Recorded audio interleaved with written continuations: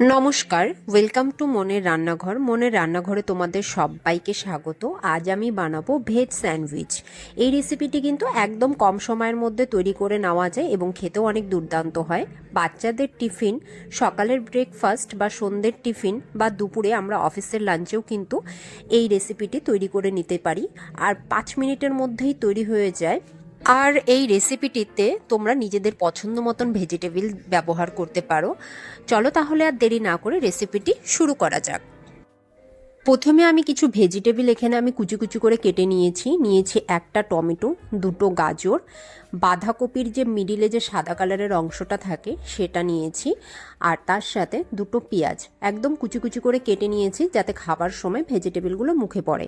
এখানে তোমরা তোমাদের পছন্দ মতো যে কোনো ভেজিটেবল ব্যবহার করতে পারো। তো আমার ঘরে এখন এই মুহূর্তে যেগুলো অ্যাভেলেবেল ছিল সেটাই আমি ব্যবহার করেছি।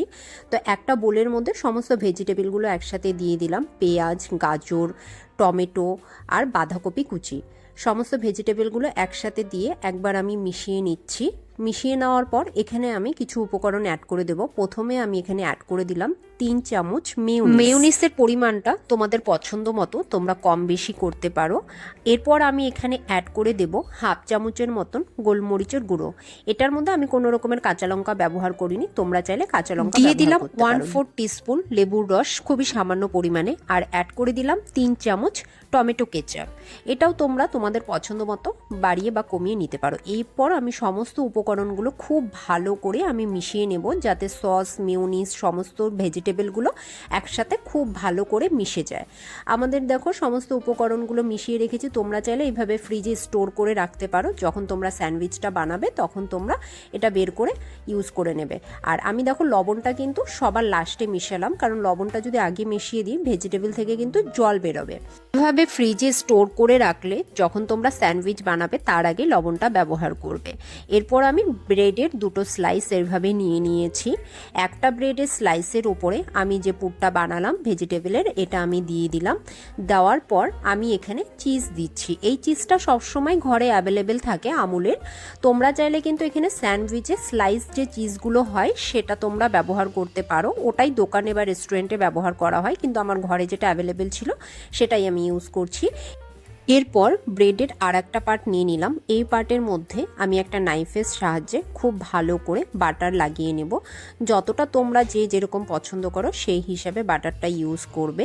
এরপর যে স্যান্ডউইচের যে একটা পার্ট যেখানে আমি পুরটা চিজটা দিয়ে রেখেছিলাম ওই দিকে উল্টো করে লাগাতে হবে যাতে বাটারের পার্টটা ওপরের সাইডে থাকে। এরপর কড়াইটা বসিয়ে দিলাম।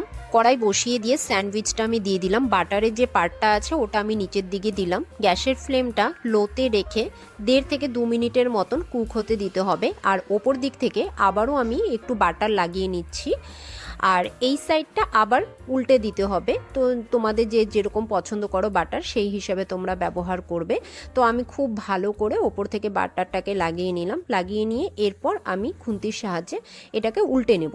এই পাশটা দেখো খুব সুন্দরভাবে কুক হয়ে গেছে, হালকা সোনালি কালার চলে এসছে। ঠিক এইভাবে ওই পাশেও আমি 2 মিনিটের মতন কুক করে নিয়ে ব্যাস রেডি আমাদের স্যান্ডউইচ। আর এইভাবে বাকি স্যান্ডউইচগুলো আমি ভেজে নেব। আর এই দিকে দেখো কি সুন্দর কুরকুরে হয়েছে, উপরটা ক্রাঞ্চি আর ভিতর থেকে খুব সুন্দরভাবে কুক হয়েছে। তো আমি একটা নাইফের সাহায্যে এটা 2 টুকরো করে নেব।